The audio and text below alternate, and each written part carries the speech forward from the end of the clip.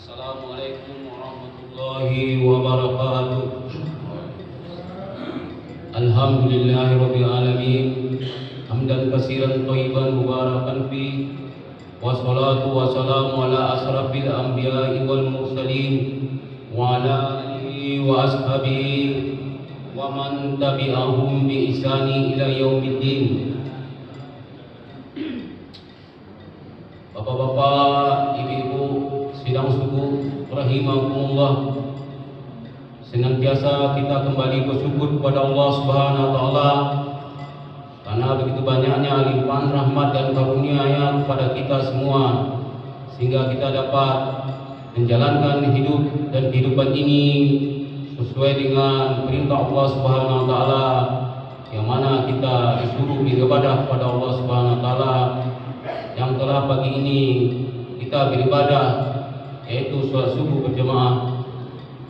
Kemudian salawat dan salam semoga tercurahkan kepada baginda Nabi Muhammad SAW, karena berkat perjuangan beliau kita dapat melaksanakan ibadah-ibadah yang mungkin telah dituntun oleh Allah Subhanahu wa taala melalui Rasulnya.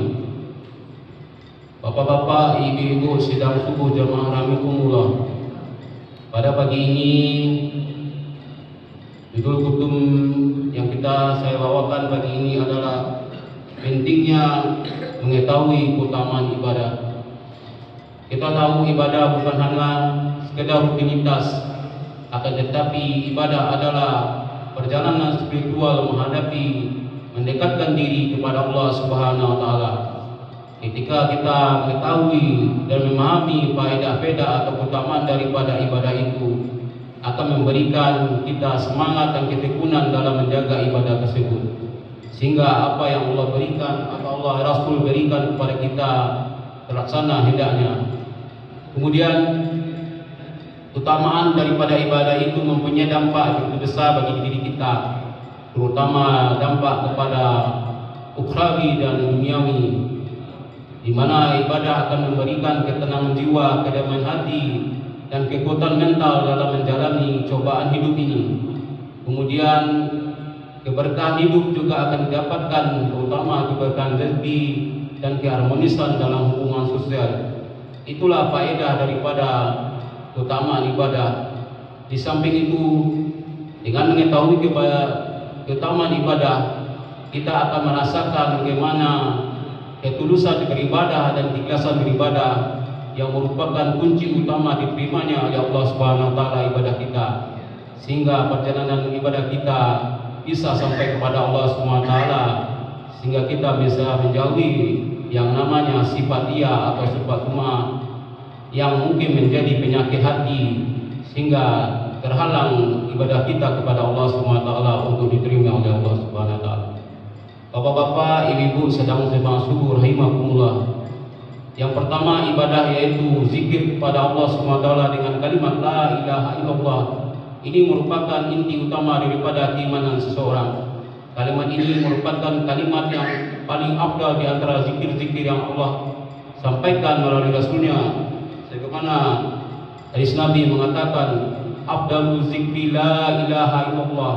Artinya ini adalah ucapan dari seorang muslim atas pengakuan keimanannya yang hanya tidak diucapkan di dalam perkataan, tapi juga diyakini dalam hati bahwasanya adalah kalimat la ilallah adalah penyataan daripada seorang jati diri seorang muslim.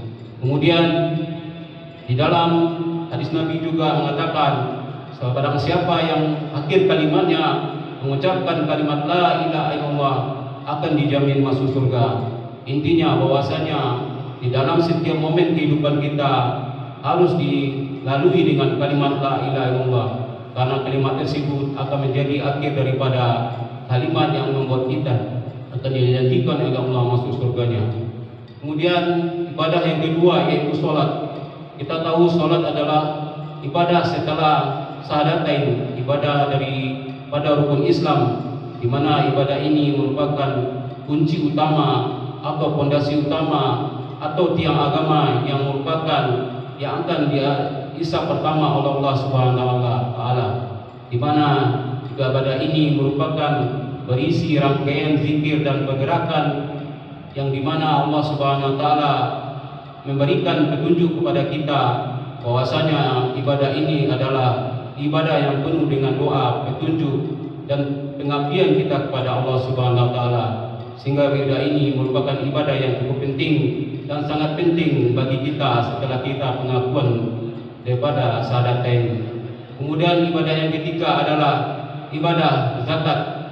Ibadah zakat merupakan ibadah yang merupakan ibadah keseimbangan antara hablu minallah dan hablu minannas, di mana zakat merupakan bentuk rasa syukur kita kepada Allah Subhanahu wa taala, tetapi juga bentuk daripada hubungan sosial kita kepada masyarakat.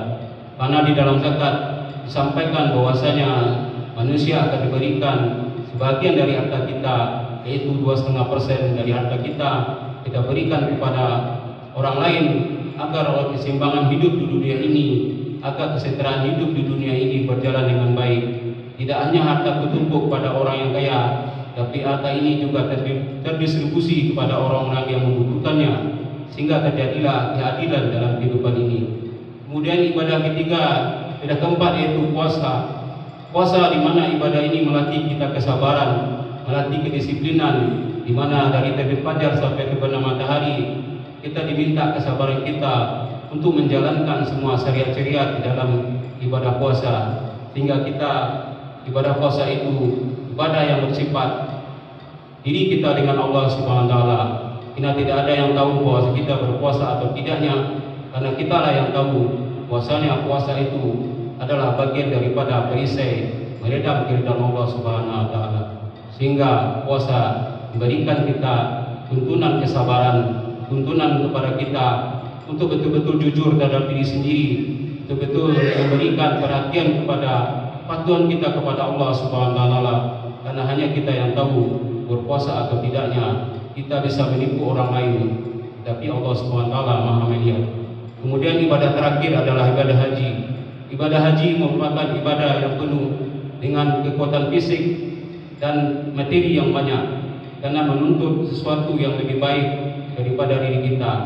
Sementara ibadah haji merupakan ibadah yang menghilangkan kefakiran, karena ibadah haji membutuhkan biaya yang cukup besar, sehingga kita seorang muslim dituntut untuk bekerja keras agar mendapatkan rezeki yang lebih banyak, untuk mendapatkan biaya perjalanan haji yang begitu besar. Terutama di Indonesia, kita butuh menempuh waktu yang cukup lama, membutuhkan biaya yang cukup lama, membutuhkan biaya yang cukup besar, sehingga kita dituntut untuk menjadi orang yang kaya, bukan orang yang menjadi miskin atau bermalas-malasan. Karena Allah Subhanahu wa taala tidak suka orang yang bermalas-malasan, karena hanya mengandalkan kepada nasib dan nasib, padahal nasib itu bisa dirubah dengan usaha dan ikhtiar kita kepada Allah Subhanahu wa taala, setelah kita itu bertawakal kepada Allah Subhanahu wa taala. Bapak-bapak, ibu-ibu sedang jemaah tubuh rahimakumullah, itulah faedah-faedah ibadah, utama ibadah, agar ibadah itu menjadi berguna bagi kita, bagi guna berdampak kepada diri kita, sehingga kita harus tahu faedah-faedah atau keutamaan dari ibadah tersebut, agar ketekunan kita dan kesanggupan kita beribadah yang memberikan keikhlasan kepada kita untuk beribadah kepada Allah Subhanahu wa taala. Bapak-bapak, ibu-ibu sedang jemaah subuh rahimakumullah, mungkin itu saja yang dapat saya sampaikan pagi ini. Semoga bermanfaat. Saya akhiri dengan Assalamualaikum warahmatullahi wabarakatuh.